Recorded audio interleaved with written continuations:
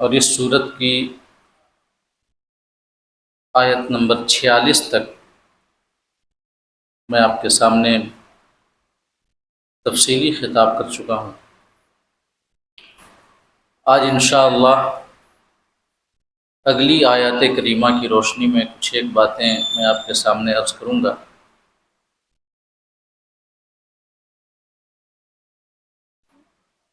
اور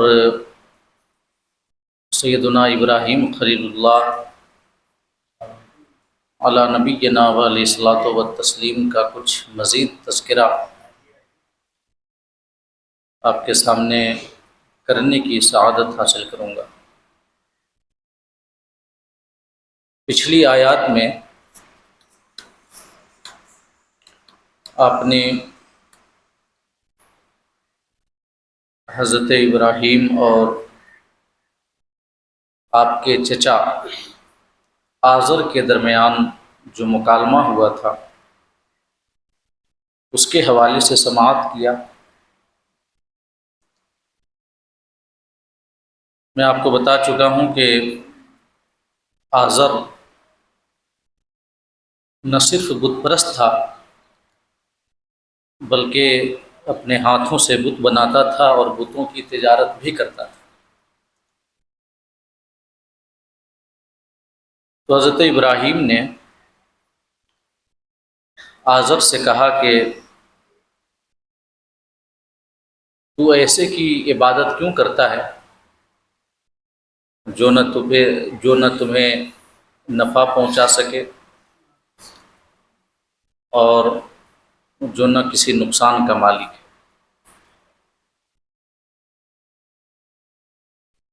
اس کے بعد آپ کے چچا آزر نے کہا کہ اے ابراہیم، کیا تو ہمارے معبود سے بے رغبتی اور بیزاری کا اظہار کر رہا ہے؟ حضرت ابراہیم علی نبینا علیہ الصلوۃ والتسلیم نے جواب دیا کہ اے میرے چچا، میرے پاس وہ علم آیا ہے جو تیرے پاس نہیں آیا، لہٰذا تو میری پیروی کر اور میری بات پر عمل کر، تو میں تمہیں سیدھے راستے کی ہدایت کروں گا، اور تو شیطان کی پیروی نہ کر، کیونکہ شیطان اللہ رب العزت کا نافرمان ہے، اور اس کی پیروی کر کے جو کوئی اللہ کے علاوہ کسی اور کی عبادت کرے گا تو شیطان کے ساتھ ساتھ وہ بھی عذاب نار کا حقدار ہوگا۔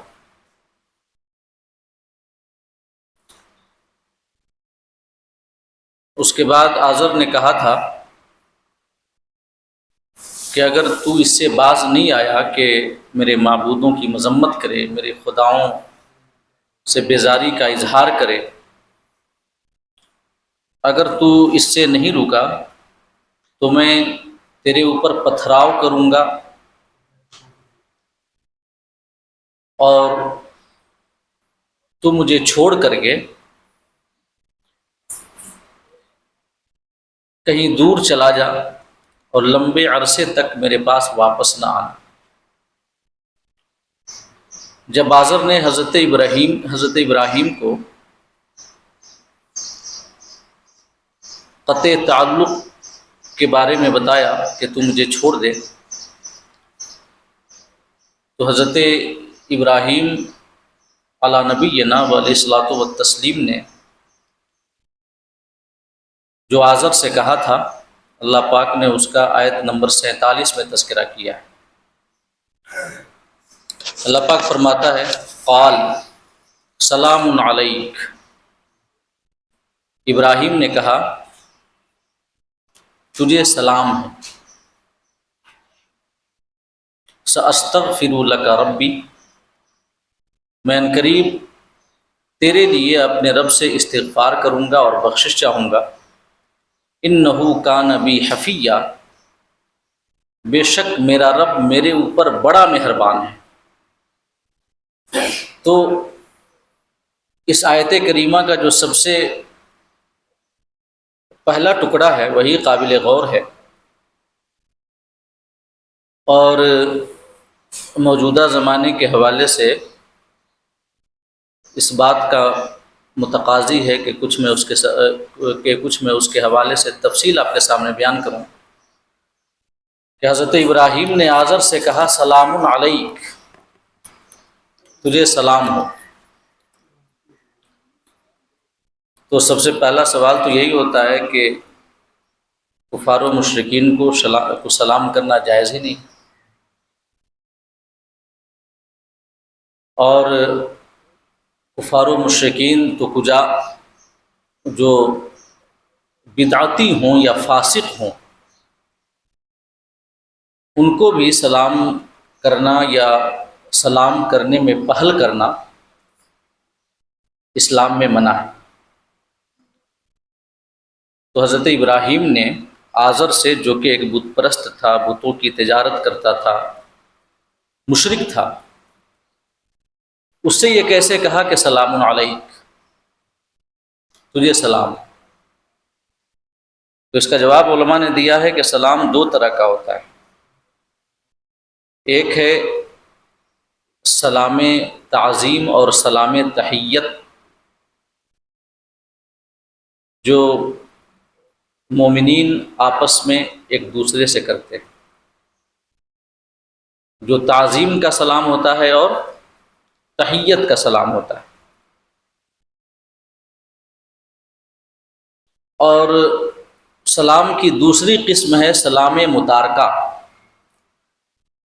یعنی کسی سے قطع تعلق کرنے کے لیے یا کسی کو چھوڑنے کے لیے بھی انسان سلام کر دیتا ہے، اور جب کسی سے بیزاری کا اظہار کرتا ہے اور اس سے کوئی مزید گفتگو نہیں کرنا چاہتا یا اس سے مزید کوئی تعلق نہیں رکھنا چاہتا تو انسان کہہ دیتا ہے، یہ عام بول چال میں ہے کہ آپ کو سلام، آپ کو سلام ہے، کہہ دیتا ہے انسان۔ یہ عام بول چال میں شائع اور ضائع ہے۔ قرآن مجید میں بھی اس حوالے سے اللہ رب العزت کا فرمان موجود ہے، سورہ قصص کی آیت نمبر 55 ہے، جس میں اللہ رب العزت نے مومنین اہل کتاب کی صفات بیان کرتے ہوئے ارشاد فرمایا ہے کہ وہ اہل کتاب، یعنی کہ جو حضرت عیسیٰ کو ماننے والے تھے یا حضرت موسیٰ کو ماننے والے تھے، عیسائی اور یہودی تھے، ان میں سے جو ایمان لائے اور ان میں سے جو مومن تھے، ان کی ایک صفت اللہ پاک نے بیان کی ہے۔ اللہ پاک فرماتا ہے وَإِذَا سَمِعُوا اللَّغْوَ أَعْرَضُوا عَنْهُ، کہ جب وہ لوگ کوئی لغو بات سنتے ہیں تو اس سے اعراض کرتے ہیں، منہ پھیر لیتے ہیں۔ وَقَالُوا لَنَا أَعْمَالُنَا وَلَكُمْ أَعْمَالُكُمْ، اور کہتے ہیں کہ ہمارا عمل ہمارے ساتھ اور تمہارا عمل تمہارے ساتھ، جو میں کر رہا ہوں اس کا جواب دہ میں ہوں، جو تم کر رہے ہو اس کا جواب دہ تم ہو۔ اس کے بعد فرمایا سلام علیکم لا نبتغی الجاہلین، تمہیں سلام ہو، ہم جاہلوں سے کوئی بحث نہیں کرنا چاہتے۔ یہ مومنین اہل کتاب کی صفات اللہ پاک نے بیان کی ہے کہ لغو بات کرنے والوں سے وہ اعراض کرتے ہیں اور کہتے ہیں کہ تمہیں سلام ہو، ہم جاہلوں سے کسی قسم کا بات کسی قسم کی بحث نہیں کرنا چاہتے۔ تو یہاں پر جو سلام علیکم آیا ہے یہ بھی سلام متارکہ ہے، یعنی لا تعلقی کے اظہار کے لیے، بیزاری کے اظہار کے لیے کہ ہمارا تمہارے ساتھ کوئی تعلق نہیں۔ اور ایسے ہی سورہ فرقان میں اللہ پاک نے اپنے نیک بندوں کی ایک صفت بیان فرمائی ہے۔ اللہ پاک فرماتا ہے سورہ فرقان کی آیت نمبر 63 ہے، وَعِبَادُ الرَّحْمَنِ الَّذِينَ يَمْشُونَ عَلَى الْأَرْضِ حَوْنًا، کہ رحمان کے بندے وہ ہیں جو زمین پر عاجزی اور انکساری کے ساتھ چلتے ہیں، نرمی کے ساتھ چلتے ہیں اور عاجزی اور انکساری کے ساتھ چلتے ہیں۔ ان کی چال میں اکڑ نہیں ہوتی، تکبر کا شائبہ نہیں ہوتا، کسی قسم کا گھمنڈ نہیں ہوتا۔ اور وہ ایک اللہ کے ولی سے منقول ہے نا کہ ان کے شہر کا جو امیر تھا، ایک بار زرق برق لباس پہن کر کے اور متکبرانہ چال چلتے ہوئے اللہ کے ایک ولی کے پاس سے گزرا، تو انہوں نے اس امیر کو بلایا اور اس سے کہا کہ تمہاری ابتدا ایک نطفہ تھی، تمہاری انتہا یہ ہے کہ تم سڑ گل جاؤ گے قبر میں، اور درمیانی حالت یہ ہے کہ اپنے پیٹ میں گندگی لیے پھرتے ہو، اس کے باوجود یہ تکبرانہ چال تمہیں زیب نہیں دیتی۔ تو جو اللہ کے نیک بندے ہیں وہ زمین پر نرمی کے ساتھ چلتے ہیں، عاجزی کے ساتھ چلتے ہیں۔ اسی بات کو فرمایا اللہ پاک نے کہ وَعِبَادُ الرَّحْمَنِ الَّذِينَ يَمْشُونَ عَلَى الْأَرْضِ هَوْنًا، رحمان کے بندے وہ ہیں جو زمین پر نرمی اور عاجزی کے ساتھ چلتے ہیں۔ وَإِذَا خَاطَبَهُمُ الْجَاهِلُونَ قَالُوا سَلَامًا، اور جب جاہل ان سے کوئی بات کرتے ہیں تو کہتے ہیں السلام علیکم۔ تو یہ جو السلام علیکم ہے یہ کیا ہے؟ یہ سلام متارکہ ہے، بیزاری کا اظہار، لا تعلقی کا اظہار ہے، اور اس بات کا بیان ہے کہ ہم تمہارے ساتھ کسی قسم کی گفتگو نہیں کرنا چاہتے۔ تو ایسے ہی حضرت ابراہیم نے جو اپنے چچا سے کہا تھا کہ سلام علیک، تجھے سلام ہو، تو اس سے مراد یہی سلام متارکہ تھا جس سے لا تعلقی اور بیزاری کا اظہار کیا جاتا ہے۔ خلاصہ یہ ہے کہ سلام کا جو حقیقی معنی ہے وہ تو یہی ہے کہ اللہ تمہیں سلامت رکھے۔ یہ ایک دعا ہے جو ایک مومن دوسرے مومن کو دیتا ہے کہ اللہ پاک تمہیں ہر بلا، ہر مصیبت، ہر آفت سے محفوظ رکھے۔ لیکن جب یہی کفار کے ساتھ اور فساق کے ساتھ اگر اس کا استعمال کیا جائے اور کہا جائے کہ تمہیں سلام ہو، تو اس سے مراد یہ دعا نہیں ہوتی، کیونکہ اگر کوئی کافروں کو یا فاسقوں کو بطور تعظیم یا بطور تحیت کہے کہ تم سلامت رہو، تو اس کا معنی ہوگا کہ تم اپنے کفر پر اور اپنے فسق پر سلامت رہو، اور یہ بالکل ناجائز ہے۔ اسی کے لیے یہ دعا دینا کہ ابھی تم جس گمراہی کی حالت میں ہو اسی حالت پہ رہو، یہ ناجائز ہے۔ اور ساتھ ہی ساتھ اس میں کفار اور فساق کی تعظیم بھی ہے، لہٰذا یہ اسلام میں اس سے منع کیا گیا ہے۔ حضرت ابو ہریرہ رضی اللہ تعالیٰ عنہ سے مروی ہے کہ نبی کریم صلی اللہ علیہ وسلم نے فرمایا کہ یہود اور نصارہ کو سلام میں پہل نہ کرو، یعنی کہ ابتداءً انہیں سلام نہ کرو، یہودیوں کو اور عیسائیوں کو۔ ایسے ہی حضرت ابراہیم بن میسرہ رضی اللہ تعالیٰ عنہ بیان کرتے ہیں کہ آقا کریم صلی اللہ علیہ وسلم نے فرمایا جس شخص نے کسی بدعتی کی تعظیم کی اس نے اسلام کے منہدم ہونے پر اعانت کی اور مدد فرمائی۔ جس نے کسی بدعتی کی تعظیم و توقیر کی تو اس نے اسلام کے انہدام پر مدد کی۔ لہٰذا کسی بدعتی کو سلام کرنا جائز نہیں ہے، کسی کافر کو سلام کرنا جائز نہیں ہے، کسی فاسق کو سلام کرنا جائز نہیں ہے۔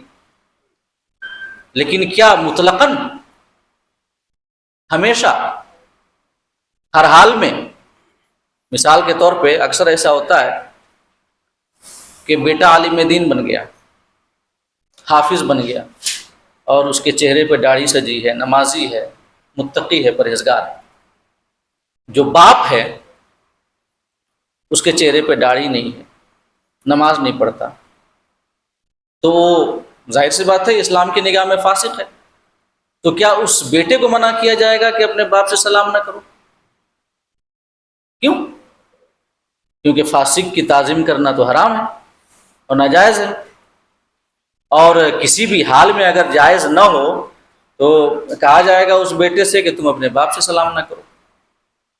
ایسے کوئی ہمارا پڑوسی ہے اور وہ فاسق ہے اور اس کے ساتھ ہمارے تعلقات بڑے اچھے ہیں، تو کیا یہ کہا جائے گا کہ اس کو سلام نہ کرو؟ ایسی کوئی بدعتی ہے، گمراہ عقیدے والا ہے، مان لیں، تو کیا ہر حال میں اس سے بھی سلام کرنا ناجائز ہوگا؟ تو اس حوالے سے اسلام میں ایسا نہیں ہے کہ اتنی سختی ہے کہ کوئی شخص اگر وہابی کو سلام کر لے، دیوبندی کو سلام کر لے تو اس کا عقیدہ خراب ہو جائے، یا کسی فاسق و فاجر کو سلام کر لے تو یہ خود گناہ گار ہو جائے۔ ہر حال میں ہمیشہ اسلام میں اتنی سختی بھی نہیں ہے۔ یہ پیشہ ور خطبہ جن میں علم کی کمی ہوتی ہے، مطالعے کی کمی ہوتی ہے، یہ جن کے اندر تفقہ نہیں ہوتا، فقاہت نہیں ہوتی، دین کی سمجھ نہیں ہوتی، حالات زمانہ کی سمجھ نہیں ہوتی، وہ اس قسم کی باتیں کرتے ہیں کہ اگر کسی بدعتی سے یا وہابی سے سلام کر لیا تو تم بھی وہابی ہو گئے، معاذ اللہ رب العالمین۔ کسی وہابی کے ساتھ کھانا کھا لیا تو اس کی وہابیت کود کر کے تمہارے اندر داخل ہو جائے گی، معاذ اللہ رب العالمین۔ کیا ایسا ہے؟ اس حوالے سے سنیں کہ حضرت ابراہیم نخعی کہتے ہیں، آقا کریم کی حدیث تو سن لی آپ نے، صحیح مسلم کی حدیث ہے، حدیث صحیح ہے، کہ حضرت ابو ہریرہ رضی اللہ تعالیٰ عنہ بیان کرتے ہیں کہ آقا نے فرمایا کہ کسی یہودی اور نصرانی یا عیسائی کو سلام نہ کرو۔ یہ حدیث صحیح ہے۔ اور ایک اور حدیث سن لی کہ کسی بدعتی کی تعظیم کرنا اسلام کے منہدم ہونے پر مدد کرنا ہے، یہ بھی حدیث سن لی۔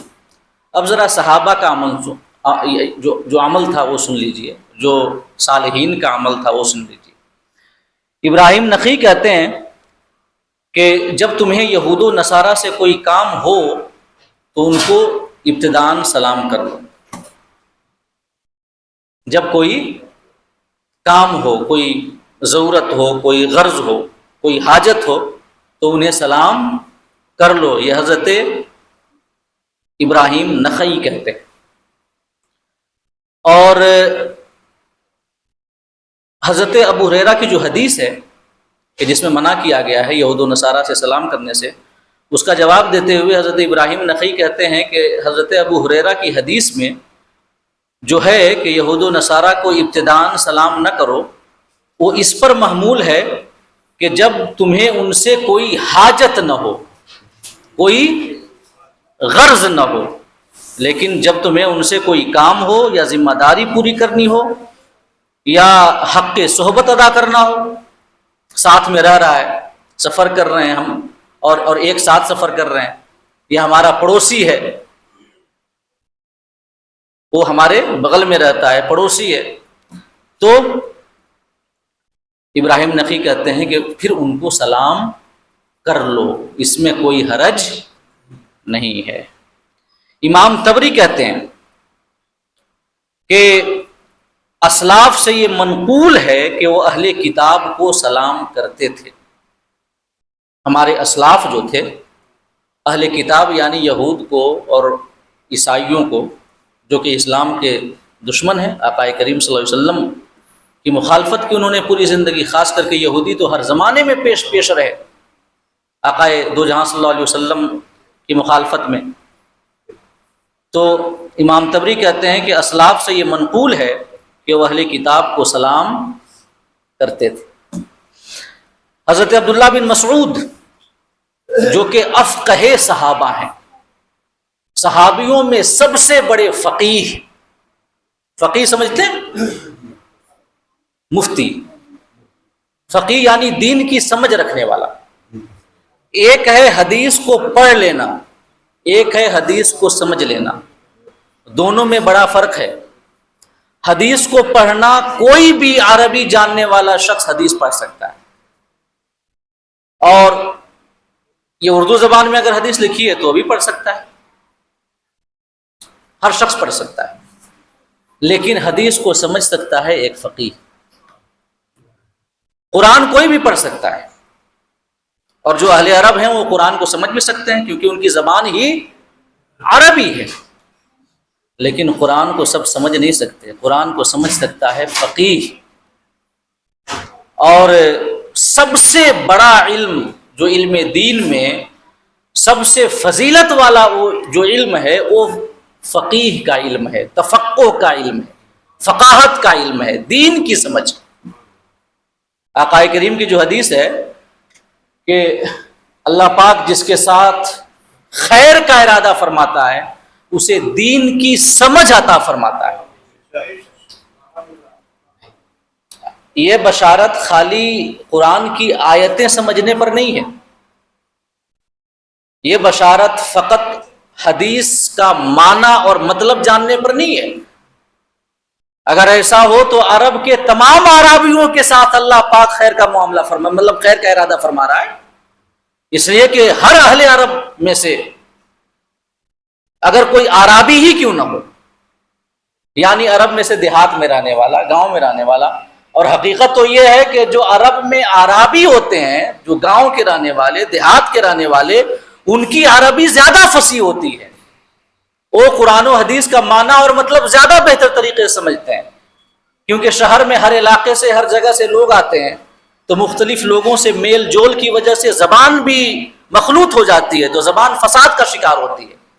اسی وجہ سے اہل عرب کا معمول یہ تھا کہ جب ان کے ہاں کوئی بچہ پیدا ہوتا تھا تو اس کو دودھ پلانے کے لیے وہ جنگلوں میں بھیج دیا کرتے تھے، جو ان قبیلے والوں کے پاس جو قبیلے جنگلوں میں رہا کرتے تھے، دیہاتوں میں رہا کرتے تھے، کیونکہ وہاں پر کوئی باہر سے آتا نہیں تھا، تو ان کی زبان بالکل فصیح و بلیغ تھی۔ ہمارے آقا کو بھی بھیجا گیا حضرت حلیمہ سعدیہ رضی اللہ تعالی عنہ کے قبیلے میں، آپ نے ان کو دودھ پلایا، تو ایک وجہ تو یہی ہوتی تھی کہ زبان ستھری ہو جائے۔ تو جو اہل عرب میں سے اعرابی ہیں، دیہات کے رہنے والے، ان سے زیادہ تو قرآن کا صحیح مفہوم اور مطلب کوئی سمجھ بھی نہیں پائے گا۔ تو کیا سب کے ساتھ اللہ پاک خیر کا ارادہ فرما رہا ہے؟ آقا نے تو فرمایا ہے من یرید اللہ بہ خیرا یفقہہ فی الدین، اللہ پاک جس کے ساتھ خیر کا ارادہ فرماتا ہے اس کو دین کی سمجھ عطا فرماتا ہے۔ تو کیا یہ سارے لوگوں کے ساتھ نہیں، جو ان میں فقیہ ہیں، جنہیں دین کی سمجھ ہے، دین کی سمجھ، تفقہ، یہ ایک الگ چیز ہے، اور حدیث پڑھ کے اس کا معنی سمجھ لینا یہ ایک الگ چیز ہے، قرآن پڑھ کے اس کا معنی بتا دینا اور سمجھ لینا یہ ایک الگ چیز ہے۔ حضرت عبداللہ بن مسعود رضی اللہ تعالیٰ عنہ جو کہ افقہ صحابہ ہیں، اور انہی کی مرویات پر، انہی سے مروی احادیث پر فقہ حنفی کی بنیاد ہے، امام اعظم ابو حنیفہ کی فقہ جن کی ہم لوگ تقلید کرتے ہیں۔ تو حضرت عبداللہ بن مسعود رضی اللہ تعالی عنہ کے ساتھ ایک دیہاتی ایک راستے میں ہو گیا، سفر میں کہیں جا رہے تھے تو ایک دیہاتی آپ کے ساتھ ہو گیا، تو آپ نے حضرت عبداللہ بن مسعود نے اسے سلام کیا، اس دیہاتی کو جو کہ فاسق و فاجر تھا، اور اس روایت میں یہ تو منقول نہیں ہے کہ وہ فاسق و فاجر تھا یا یہودی یا عیسائی تھا، لیکن حضرت عبداللہ بن مسعود کے شاگرد علقمہ ساتھ تھے ان کے۔ تو جب آپ نے اس دیہاتی کو جو آپ کے ساتھ سفر میں ہو گیا تھا، جب آپ نے اسے سلام کیا تو حضرت علقمہ رضی اللہ تعالی عنہ نے سوال کر دیا حضرت عبداللہ بن مسعود سے کہ اے ابو عبد الرحمن، کیا ان کو ابتداءً سلام کرنا مکروہ نہیں ہے؟ اسلام نے منع نہیں فرمایا ہے؟ تو وہ اعتراض کرنا یہ بتاتا ہے کہ یا تو یہودی یا عیسائی تھا یا تو فاسق و فاجر تھا۔ تو حضرت علقمہ نے جب یہ سوال کیا تو حضرت عبداللہ بن مسعود نے فرمایا کہ ہاں، مکروہ تو ہے لیکن یہ صحبت کا حق ہے، یہ راستے میں ہمارے ساتھ ہے، ہمارے ساتھ سفر کر رہا ہے، تو ساتھ سفر کرنے کا یہ حق ہے کہ ہم اسے سلام کریں۔ تو اگر سفر میں کوئی چند گھڑیوں کے لیے، چند لمحات یا چند گھنٹوں کے لیے ہمارے ساتھ سفر کرے تو اس کا حق یہ ہے کہ اس کے ساتھ سلام کیا جائے۔ تو وہ پڑوسی جو کہ ہمیشہ ہمارے بغل میں رہتا ہے، اگرچہ وہ فاسق و فاجر ہو، اگرچہ وہ بدعتی ہی کیوں نہ ہو، تو اس کو سلام کرنا یہ پڑوسی کا حق کیوں نہیں ہوگا؟ اور سنیے، ایک روایت ہے حضرت اسامہ بن زید رضی اللہ تعالی عنہ۔ حضرت زید وہ تھے جو کہ آقا کریم کے غلام تھے پہلے۔ حضرت خدیجہ نے حضرت زید کو آقا کو ہدیہ کیا تھا، کیونکہ یہ اولاً حضرت خدیجہ کے غلام تھے۔ جب حضرت خدیجہ سے شادی ہوئی، حضرت خدیجہ سے آقا کی، تو انہوں نے حضرت زید کو ہدیہ کر دیا، ہبہ کر دیا آقا کریم کو، تو آقا کریم کے غلام ہوئے۔ آقا کریم ان سے بڑی محبت بھی فرماتے تھے، یہاں تک کہ جب حضرت زید کے ماں باپ اور چچا لینے کے لیے آئے تو انہوں نے منع کر دیا کہ نہیں، میں انہیں چھوڑ کر آپ کے ساتھ نہیں جاؤں گا۔ آقا کریم اتنے خوش ہوئے کہ آپ نے حضرت زید کو آزاد کر کے اپنا متبنہ بنا لیا، منہ بولا بیٹا۔ اسی وجہ سے ان کو زید بن محمد کہا جاتا تھا، اور اس وقت تک کہا جاتا تھا جب تک قرآن مجید کی یہ آیت کریمہ نہیں اتری کہ لوگوں کو ان کے باپ دادا کے نام سے پکارو، تب ان کو زید بن حارثہ کے نام سے پکارا جانے لگ گیا۔ تو وہی حضرت زید کے بیٹے ہیں حضرت اسامہ، اور حضرت اسامہ رضی اللہ تعالی عنہ کو بھی یہ شرف حاصل ہے کہ آقا کریم ان کو بھی اپنے کاندھے پہ بٹھا کر گلیوں میں پھرایا کرتے تھے۔ آپ نے دیکھی ہے کوئی ایسی شخصیت جو اپنے آزاد کردہ غلام کے بچوں کو کاندھے پہ بٹھا کر کے اور پھر گلیوں میں پھرا رہا ہے؟ یہ کتنی بڑی سعادت کی بات ہے۔ آقا کریم صلی اللہ علیہ وسلم امام حسن امام حسین رضی اللہ تعالیٰ عنہما کو اپنے کاندھوں پہ بٹھایا کرتے تھے، یہ یقیناً شرف کی بات ہے، لیکن آقا کی غایت رحمت ہے کہ اپنے آزاد کردہ غلام حضرت زید کے بیٹے حضرت اسامہ کو بھی اپنے کاندھے پہ بٹھایا کرتے تھے۔ ایک جنگ سے مال غنیمت آیا تو اس وقت خلیفہ تھے حضرت عمر بن خطاب رضی اللہ تعالی عنہ، جن کی عدالت کی بلا مبالغہ قسم کھائی جا سکتی ہے۔ حضرت عمر بن خطاب جن کی شہادت 1 محرم کو ہوئی۔ تو جب مال غنیمت آیا اور آپ نے جب تقسیم کیا اس مال غنیمت کو، تو حضرت عبداللہ بن عمر کو کم مال دیا اور حضرت اسامہ بن زید کو زیادہ مال دیا۔ اپنے بیٹے حضرت عبداللہ ان کو کم دیا اور حضرت اسامہ کو زیادہ دیا۔ تو حضرت عبداللہ نے شکایت کی کہ آپ اسامہ کو زیادہ دے رہے ہیں، مجھے کم دے رہے ہیں۔ حضرت عمر بن خطاب نے جو تاریخی جواب ارشاد فرمایا تھا وہ سنیں۔ ہمارے صحابہ کی ذہنیت کیا تھی کہ انہوں نے کہا کہ آقا کریم صلی اللہ تعالیٰ علیہ وسلم تم سے زیادہ اسامہ سے محبت کرتے تھے، تم سے زیادہ اسامہ سے محبت کرتے تھے نبی کریم، لہذا اسی محبت کی وجہ سے میں نے انہیں تم سے زیادہ دیا ہے۔ یعنی کہ ذاتی قرابت، خونی رشتہ کوئی معنی نہیں رکھتا، جو ہمارے محبوب کو زیادہ محبوب ہے وہ ہمیں بھی زیادہ محبوب ہے۔ نبی زیادہ محبت کرتے تھے، لہذا میں انہیں زیادہ دوں گا۔ اپنے بیٹے سے زیادہ دیا حضرت اسامہ کو۔ تو حضرت اسامہ بن زید کا عمل سن لیں کہ جب یہ اپنے گھر واپس جاتے تو راستے میں ان کو جو بھی ملتا، مسلمان ہو چاہے عیسائی ہو، چھوٹا ہو بڑا ہو، سب کو سلام کرتے۔ جب ان سے اس کی وجہ پوچھی گئی تو انہوں نے کہا کہ ہمیں یہ حکم دیا گیا ہے کہ سلام کو پھیلائیں،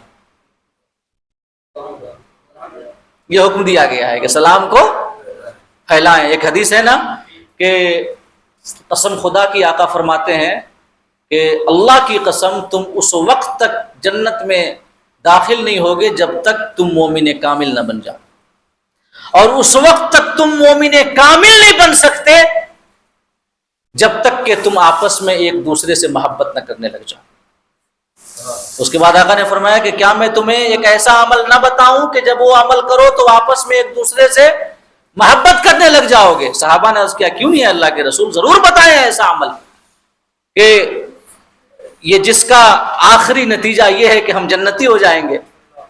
تو آقا کریم نے فرمایا افشوا السلام بینکم، آپس میں سلام کو پھیلایا کرو، کیونکہ جب سلام کرو گے تو آپس میں ایک دوسرے سے محبت بڑھے گی، اور جب محبت بڑھے گی تو ایمان کامل ہوگا، کیونکہ جس دل میں محبت زیادہ ہوتی ہے مومنین کی، اس دل میں اللہ کی بھی محبت زیادہ ہوتی ہے، اور اللہ کی محبت جس دل میں زیادہ ہو اس کا ایمان کامل، اور جب ایمان کامل تو جنت میں جانا یقینی ہے۔ لہذا سلام کو پھیلاؤ۔ اور آپ بتائیں نا، کوئی شخص ہمیں سلام کرے تو کیا مطلب ہے اس کا؟ وہ ہمیں دعا دے رہا ہے کہ آپ سلامت رہیں، آپ کو کوئی تکلیف نہ پہنچے، کوئی بلا نہ آپ کے اوپر نازل ہو، کوئی مصیبت نہ آئے۔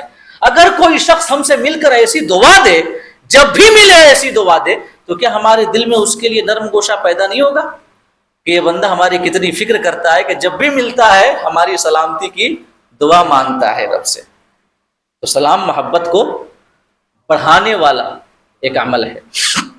تو تو حضرت اسامہ سے جب پوچھا گیا کہ آپ ایسا کیوں سب کو سلام کرتے ہیں، تو آپ نے بس ایک جواب دیا تھا کہ ہمیں حکم دیا گیا ہے کہ سلام کو پھیلاؤ، لہٰذا میں سلام کو پھیلاتا ہوں۔ تو سب کو سلام کرتے تھے۔ امام اوزاعی سے پوچھا گیا کہ جب کوئی مسلمان کسی کافر کے پاس سے گزرے تو کیا اس کو سلام کرے؟ تو انہوں نے کہا کہ اگر تم سلام کرو تو پہلے صالحین نے کیا ہے، اگر تم سلام کرو تو پہلے اللہ کے نیک بندوں نے کیا ہے، اور اگر نہ کرو سلام کفار سے، مشرکین سے، یہود و نصارہ سے، تو یہ بھی صالحین نے کیا ہے۔ سمجھ گئے؟ سلام کرو تو بھی صالحین نے کیا ہے، نہ کرو تو بھی پہلے کے صالحین نے کیا ہے، لہذا دونوں صالحین کا طریقہ ہے۔ جنہوں نے نہیں کیا یہ سوچ کے نہیں کیا کہ ہم ان کی تعظیم کیوں کریں، اور جنہوں نے کیا یہ سوچ کے کیا کہ سب سے بڑی سلامتی یہ ہے کہ یہ راہ ہدایت پہ آ جائیں۔ تو السلام علیکم کا معنی یہ اپنے دل میں نیت یہ رکھی کہ تم سلامت رہو، یا یہ تمہیں سلامتی ہو، یعنی تم راہ ہدایت پہ آ جاؤ، اپنے موجودہ مذہب کو، اپنے موجودہ عقائد کو چھوڑ کر کے تم جو سلامتی والا عقیدہ ہے، جو سلامتی والا مذہب ہے، تم ادھر آ جاؤ۔ یہ دعا جو ان کی نیت تھی یہ تھی۔ تو صالحین نے کیا بھی ہے، نہیں بھی کیا ہے، لہذا کوئی حرج نہیں ہے۔ امام اوزاعی نے یہ جواب دیا۔ حسن بصری نے کہا، حضرت حسن بصری رضی اللہ تعالیٰ، کہ جب تم ایسی مجلس کے پاس سے گزرو جس میں مسلمان اور کفار ہوں تو سلام کرو۔ ایک مجلس ہے جس میں دونوں ہیں تو سلام کرو۔ ایسے ہی علامہ محمد بن علی بن محمد حسکفی حنفی متوفہ 1088 ہجری فرماتے ہیں کہ مسلمان کو اگر ذمی سے کوئی کام ہو تو اس کو سلام کرے۔ ذمی سمجھتے ہیں نا کہ او نان مسلم جو کہ اسلامی حکومت کے اندر میں رہتا ہو اور جزیہ دیتا ہو، ٹیکس دیتا ہو، تو اسے ذمی کہتے ہیں۔ تو مسلمانوں کو اگر ذمی سے کوئی کام ہو تو سلام کرے، ورنہ سلام کرنا مکروہ ہے، یہی قول صحیح ہے۔ کوئی غرض ہو تو۔ یہ ایک بہت بڑے عالم ہیں مسلک حنفی اور فقہ حنفی کے، علامہ محمد بن علی حسکفی، وہ فرماتے ہیں اب وہ جو کام ہے کسی بھی طرح کا ہو سکتا ہے، کوئی دنیاوی کام ہو یا کوئی معاشرتی کام ہو کہ ہمارے پڑوس کے ہیں، ہمارے ملنے جلنے والے ہیں، جاننے والے ہیں، تو ان سے تعلق بنا رہے ہیں، تو فرماتے ہیں کہ اگر غرض ہو اس وقت سلام کیا جائے تو کوئی حرج نہیں ہے۔ اور کفار کو جو سلام کرنے کی ممانعت ہے ان کی تعظیم و توقیر کی بنا پر ہے کہ تعظیماً نہ کیا جائے، توقیراً نہ کیا جائے، تحیتاً نہ کیا جائے۔ جب کسی کام یا کسی غرض کی بنا پر کیا جائے تو یہ غلط نہیں ہے۔ اور ایسے ہی کئی سارے علماء نے اس کی تصریح کی ہے کہ علامہ حسکفی نے یہ بھی کہا، مطلب ہمارے فقہا نے کتنی سختی بھی کی ہے کہ اگر کوئی ذمی کو یعنی کافر کو جو کہ ٹیکس دے کر اسلامی حکومت میں رہ رہا ہو، اگر تعظیماً سلام کیا تو کافر ہو جائے گا، تعظیم کی نیت سے سلام کیا تو، کیونکہ تعظیم کی نیت در حقیقت اس کے کفر اور اس کے جو غلط عقائد ہیں اس حال میں اس کی تعظیم وہ کر رہا ہے، تو اتنی سختی بھی کی ہے۔ لیکن ساتھ ہی ساتھ اگر کوئی غرض ہو تو اس میں کوئی حرج نہیں ہے، علماء نے یہ بھی فرمایا ہے، صحابہ کرام کا اور اسلاف کا اس پر بھی عمل ہے۔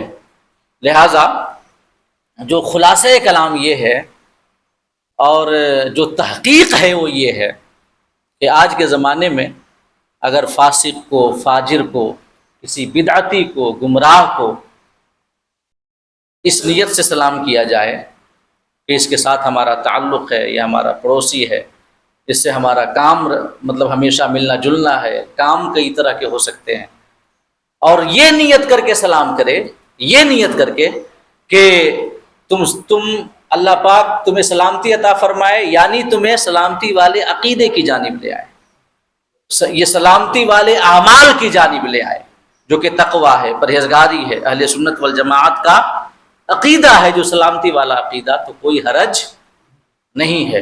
اور اس کے علاوہ یہ بھی تو سمجھیے کہ ہم جس سیٹ اپ میں رہتے ہیں، یہ معاشرہ جو ہے یہ معاشرہ جمہوری معاشرہ ہے، یہ جمہوری معاشرہ ہے، اور جمہوری معاشرہ میں جو لوگ رہتے ہیں ان کے اندر ایک اخوت، بھائی چارگی، آپسی سدبھاونا کا ہونا نہایت ضروری ہے۔ لہذا ان حالات کے پیش نظر اگر آج کے زمانے میں اگر کوئی شخص اس نیت سے سلام کر لے کسی فاسق کو، فاجر کو، کسی غلط عقیدے والے کو، کسی اور کو، تو اس میں بھی کوئی حرج نہیں ہے، اور نیت تعظیم و توقیر کی نہ ہو بلکہ نیت یہ ہو کہ ہم جس معاشرے میں رہ رہے ہیں اس معاشرے میں ان سے ہمارا کام لگا رہے گا، یہ ہمارے تعلق والے ہیں، ہمارے پڑوس ہیں، اور نیت یہ ہو کہ عقیدے یہ تم سلامتی والے عقیدے کی جانب آ جاؤ یا سلامتی والے عمل کی جانب آ جاؤ، تو اس میں کوئی حرج نہیں۔ یہی فقاہت ہے، یہی اصل دین کی سمجھ ہے، اور قرآن اور اسلام ہمیں ایسے کاموں کی جانب زبردستی نہیں کرتے کہ جن سے کوئی معاشرتی خرابی آئے یا سماجی خرابی آئے، سمجھ رہے؟ اور اس کے علاوہ یہ بھی سمجھے نا کہ جو یہ مذکور بھی ہے کہ منع ہے، ناجائز ہے، تو اس کی تو تعویل آپ نے سن لی، صحابہ کا عمل بھی سن لیا، اور باقی ساتھ ہی ساتھ وہاں پہ اس وقت کی بات تھی جب اسلامی حکومت تھی، یہ فتاویٰ اس معاشرے میں دیے گئے، ان ملکوں میں دیے گئے جہاں پہ مسلمانوں کا غلبہ تھا، جہاں پہ اسلام کی حکومت قائم تھی، اور آج ہم جمہوریت کے سیٹ اپ میں رہتے ہیں، تو ان حالات کی بھی رعایت کرنا ضروری ہے کہ نہیں ہے؟ تو یہ اصل اسلام کا حکم ہے آج کے زمانے میں۔ اور سلام علیک کے بعد جو ساستغفر لک ربی ہے، کہ حضرت ابراہیم نے کہا کہ میں قریب تیرے لیے اپنے رب سے مغفرت چاہوں گا، اس کی تفصیل میں آپ کے سامنے کر چکا ہوں کہ وہ استغفار اس وقت تک تھا جب تک ان کے حضرت ابراہیم کے سامنے بالکل واضح نہ ہو گیا کہ یہ کبھی ایمان نہیں لائے گا، اور جب یہ واضح ہو گیا کہ ایمان اب نہیں لائے گا، کفر کی مہر لگ چکی ہے اس کے اوپر، تو پھر انہوں نے اس کے لیے استغفار نہیں کیا، کیونکہ کافر و مشرک کے لیے استغفار کرنا شرعاً حرام ہے۔ یہ قرآن میں سورہ توبہ میں اللہ پاک نے فرمایا ہے کہ ابراہیم نے جو اپنے چچا آزر کے لیے استغفار کیا تھا فقط ایک وعدے کی وجہ سے کیا تھا، لیکن جب ان کے سامنے واضح ہو گیا کہ اللہ کا دشمن ہے تو انہوں نے ان سے پورا تعلق توڑ لیا اور استغفار کرنا چھوڑ دیا۔ انہ کان بی حفیہ، حضرت ابراہیم نے کہا کہ میرا رب مجھ پر بڑا مہربان ہے، اس کے بعد آیت نمبر 48 ہے، حضرت ابراہیم نے آزر سے مزید کہا کہ وَأَعْتَزِلُكُمْ وَمَا تَدْعُونَ مِن دُونِ اللَّهِ وَأَدْعُو رَبِّي، آزر نے کہا تھا کہ یہ مجھ سے بے تعلق ہو جاؤ، ایک لمبے عرصے کے لیے مجھے چھوڑ دو. تو حضرت ابراہیم نے جواب دیا کہ میں تمہیں چھوڑ دوں گا اور ان سب کو چھوڑ دوں گا جن کی تم اللہ کے علاوہ عبادت کرتے ہو، ان سب سے بے تعلق ہو جاؤں گا. اور وَأَدْعُو رَبِّي، اور میں صرف اپنے رب کی عبادت کروں گا. عَسَىٰ أَلَّا أَكُونَ بِدُعَاءِ رَبِّي شَقِيًّا، اور مجھے امید ہے کہ میں اپنے رب کی عبادت سے بدبخت نہیں ہوں گا. جیسے جو خدا کے علاوہ کسی اور کی عبادت کرتے ہیں، جھوٹے خداؤں کی عبادت کرتے ہیں، تو شقاوت ان کا مقدر ہوتی ہے، بدبختی ان کا مقدر ہوتی ہے. لیکن جو ایک رب کی عبادت کرے تو کبھی شقی نہیں ہو سکتا. اسی وجہ سے کسی مومن کو بدبخت کہنا حرام ہے، بدبخت کہنا حرام ہے. اور اس کا ایک اور یہ کارن یہ ہے کہ بدبخت کا معنی ہوتا ہے بری تقدیر والا، اور سب کی تقدیر رب نے لکھی ہے، لہذا کسی کی تقدیر بری نہیں ہے. ہاں کم وقت اگر کسی سے پر زیادہ غصہ ہو تو کم وقت کہنے کی اجازت ہے، یہ اس کا مطلب ہوتا ہے کم نصیب، یعنی کسی کا نصیب کم ہو. لیکن بدبخت کہنا اسلام کی میں اور ہماری شریعت میں ناجائز ہے. تو جو رب کی عبادت کرے وہ کبھی شقی نہیں ہو سکتا اور کبھی بدبخت نہیں ہو سکتا. اس کے بعد آیت نمبر 49 میں فرمایا فَلَمَّا اعْتَزَلَهُمْ وَمَا يَعْبُدُونَ مِن دُونِ اللَّهِ، اللہ پاک نے فرمایا کہ جب ابراہیم نے آزر کو اور وہ جن خداؤں کی عبادت کرتے تھے اللہ کے علاوہ ان سب کو چھوڑ دیا اور سب سے ایک کنارے ہو گیا، تو وَهَبْنَا لَهُ إِسْحَاقَ وَيَعْقُوبَ وَكُلًّا جَعَلْنَا نَبِيًّا، اور ان کو چھوڑنے کے بعد بابل سے ہجرت کر کے جب حضرت ابراہیم ارض مقدسہ میں پہنچے، یعنی جہاں پر بیت المقدس ہے، جب وہاں پہنچے تو اللہ پاک فرماتا ہے کہ ہم نے ابراہیم کو اسحاق عطا کیا اور یعقوب عطا کیا. وَكُلًّا جَعَلْنَا نَبِيًّا، اور ہم نے سب کو نبی بنایا، غیب کی خبریں بتانے والا بنایا، حضرت اسحاق کو بھی اور حضرت یعقوب کو بھی. اس آیت کریمہ سے اللہ پاک یہ فرمانا چاہتا ہے کہ جب ابراہیم خلیل اللہ علی نبینا علیہ الصلوۃ والتسلیم نے اپنا گھر بار چھوڑ دیا، اپنا وطن چھوڑ دیا، اپنے خاندان والوں کو چھوڑ دیا رب کے لیے، تو ان کا نقصان نہیں ہوا، بلکہ اللہ رب العزت نے انہیں اور رحمت عطا کی اور نعمتوں سے نوازا. اور اس سے بڑی نعمت اور کیا ہو سکتی ہے کہ اللہ رب العزت نبوت کا سلسلہ ان کی نسل میں اللہ پاک نے جاری فرما دیا. حضرت اسحاق کی نسل سے تقریباً 1,24,000 کے قریب انبیاء ہوئے، کم و بیش حضرت اسحاق کی نسل سے. اور اس کے بعد حضرت اسماعیل جو حضرت ابراہیم ہی کی کے بیٹے ہیں، ان سے ہمارے آقا جناب محمد رسول اللہ صلی اللہ علیہ وسلم، جن کا مرتبہ تمام نبیوں سے افضل ہے. تو حضرت اسحاق کی نسل میں نبوت کا سلسلہ اللہ پاک نے اللہ پاک نے دراز فرمایا.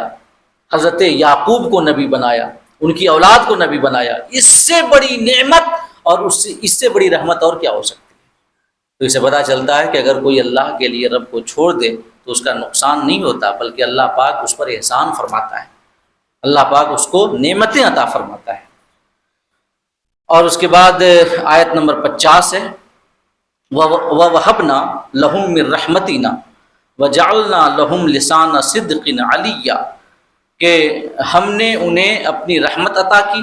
کن کو؟ حضرت ابراہیم اور ان کی نسل کو اپنی رحمت عطا کی، اور ان کے لیے سچی بلند ناموری رکھی، سچی بلند ناموری، ان کا ذکر جمیل باقی رکھا.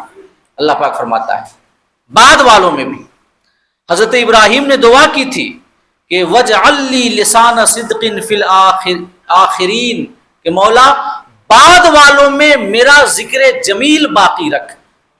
حضرت ابراہیم نے یہ دعا کی تھی۔ اللہ پاک نے فرمایا کہ جب میرے خلیل نے میرے لیے اپنا گھر بار چھوڑا، اپنا علاقہ، وطن، خاندان والوں سب کو چھوڑا، تو ہم نے ایسے نوازا کہ ان کی اولاد میں نبوت کا سلسلہ جاری فرمایا اور سب کو اپنی رحمت عطا فرمائی اور سب کے لیے بلند ناموری رکھی، بلند ناموری۔ اور اس سے بڑی ناموری اور کیا ہو سکتی ہے کہ چاہے مومنین ہوں، چاہے یہودی ہوں، چاہے عیسائی ہوں، سب حضرت ابراہیم کی جانب نسبت کو اپنے لیے باعث فخر سمجھتے ہیں۔ حضرت ابراہیم سے اعراض تو جو یہودی ہیں وہ بھی نہیں کرتے، عیسائی ہیں وہ بھی نہیں کرتے، سب اپنے آپ کو یہ انہی کی نسل سے کہتے ہیں اور انہی کے طریق پہ کہتے ہیں۔ تو یہودی، عیسائی، مسلمان سب ان کی جانب نسبت اپنے لیے باعث فخر سمجھتے ہیں۔ اور دوسرا شرف کیا اللہ پاک نے عطا فرمایا کہ حج سارا کا سارا حضرت ابراہیم، حضرت اسماعیل اور حضرت ہاجرہ رضی اللہ تعالی عنہم اجمعین کی یادگار ہے۔ ہر سال لاکھوں حاجی اللہ کے مقدس گھر کے دیار میں جمع ہوتے ہیں اور حضرت ابراہیم اور حضرت ہاجرہ اور حضرت اسماعیل کی یاد کو تازہ کرتے ہیں۔ تو اس سے بڑا ذکر جمیل کو باقی رکھنا اور کیا ہو سکتا ہے۔ تیسرا اسی حوالے سے کہ ہم ہر نماز میں ان کے اوپر درود بھی بھیجتے ہیں، بھیجتے ہیں کہ نہیں؟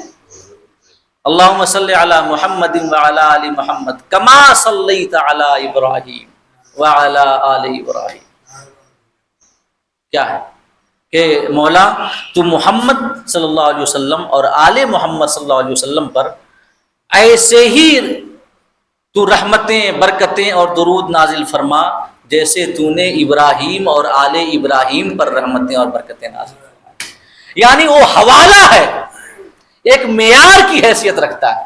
ہم دعا مانگتے ہیں کہ مولا تو محمد اور آل محمد پر ویسے ہی درود تو بھیج، رحمت نازل فرما جیسے ابراہیم پر تو نے رحمت نازل فرمائی، آل ابراہیم پر۔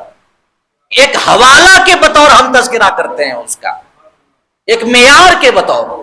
اس سے بڑی سچی اور بلند ناموری اور کیا ہو سکتی ہے؟ اللہم بارک علی محمد وعلی آل محمد کما بارکت علی ابراہیم وعلی آل ابراہیم۔ مولا ہمارے آقا جناب محمد رسول اللہ صلی اللہ علیہ وسلم اور آپ کی آل پر ایسی ہی برکتیں نازل فرما جیسے تو نے ابراہیم اور آل ابراہیم پر برکتیں نازل فرمائی۔ یہ کیا ہے؟ بلند ناموری نہیں تو کیا نہیں ہے؟ یہ سچی ناموری ہے۔ اسی بات کو اللہ پاک نے فرمایا کہ وَجَعَلْنَا لَهُمْ لِسَانَ صِدْقٍ عَلِيًّا، کہ ہم نے ان کے لیے سچی بلند ناموری رکھی۔ اس سے سمجھ میں آتا ہے کہ رب کے لیے سب کچھ چھوڑنے والے سب کچھ پا لیتے ہیں، اور جو رب کو چھوڑ کر کچھ پانے کی چاہت رکھتے ہیں یا کوشش کرتے ہیں تو ان سے رب بھی چھوٹ جاتا ہے اور سب بھی چھوٹ جاتا ہے۔ نہ خدا ہی ملا نہ مثال صنم، نہ ادھر کے رہے نہ ادھر کے رہے۔ تو دین اصل ہے، رب سے تعلق اصل ہے۔ جس نے رب کو پا لیا اس نے سب کو پا لیا۔ اسی وجہ سے چھوڑنا ہو سب کو چھوڑ دیں مگر دین یا رب سے تعلق کو کبھی نہ چھوڑیں۔ کربلا میں امام حسین کا اس سے بڑا پیغام اور کیا ہے؟ یہی تو پیغام ہے امام حسین کا۔ وہاں پہ ایک جانب اولاد کی محبت تھی، بھائی بھتیجوں کی محبت تھی، بھانجوں، رشتہ داروں، احباب و اقربا کی محبت تھی، اور دوسری جانب دین کی محبت تھی، اللہ کی محبت تھی، رسول کی محبت تھی۔ امام حسین نے سب کچھ چھوڑ کر محبت الہی کو گلے لگا لیا، سب کچھ چھوڑ دیا مگر دین کے لیے جہاد نہیں چھوڑا، سب کچھ چھوڑ دیا مگر نانا جان کے دین پر کوئی حرف نہیں آنے دیا۔ یہ پیغام بھی وہی ہے کہ سب کچھ چھوڑ دو مگر دین کو نہ چھوڑو۔ طریق مصطفیٰ کو چھوڑنا ہے وجہ بربادی، اسی سے قوم دنیا میں ہوئی ہے بے وقار اپنی۔ تو جو رب کے لیے سب کو چھوڑتے ہیں وہ سب کچھ پا لیتے ہیں، اور جو رب کو چھوڑ کر کچھ پانا چاہتے ہیں وہ کچھ نہیں پا سکتے۔ اللہ پاک ہم سب کو کہنے اور سننے سے زیادہ عمل کرنے کی توفیق عطا فرمائے۔ اگلی آیت کریمہ سے حضرت موسیٰ کلیم اللہ علی نبینا علیہ الصلوۃ والتسلیم کا ذکر جمیل ہے۔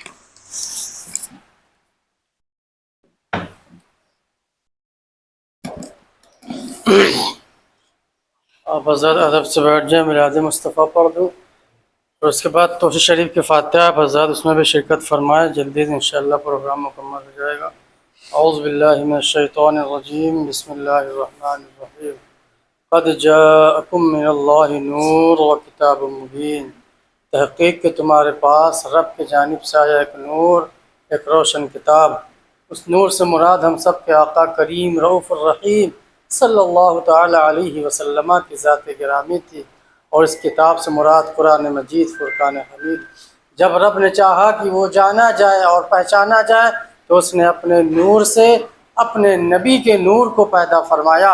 وہی نور جب اس خاکدان گیتی پر تشریف لا رہا تھا، تمام ملائکہ مقربین سبھی کھڑے ہو کر غلامانہ انداز میں صلاۃ و سلام کا نذرانہ پیش کر رہے تھے۔ وہ عین وقت میلاد پاک تھا۔ آئیے ہم بھی اسی کی یاد میں چند بند آقا کی بارگاہ میں پیش کریں۔ یا نبی سلام علیکہ، یا رسول سلام علیکہ، یا حبیب سلام علیکہ، صلوات اللہ علیکہ، طلع البدر علینا من ثنیات الوداع، وجب الشکر علینا ما دعا للہ داعی۔ یا نبی سلام علیکہ، یا رسول سلام علیکہ، یا حبیب سلام علیکہ، صلوات اللہ۔ الصلاۃ والسلام علیکہ یا رسول اللہ، الصلاۃ والسلام علیکہ یا حبیب اللہ، الصلاۃ والسلام علیکہ یا نورا من نور اللہ، وعلى آلك وأصحابك وأزواجك وذرياتك وعلماء محبتك أجمعين۔ ربنا آتنا في الدنيا حسنة وفي الآخرة حسنة وقنا عذاب النار۔ اللهم ربنا أفرغ علينا صبرا وثبت أقدامنا وانصرنا على القوم الفاسقين۔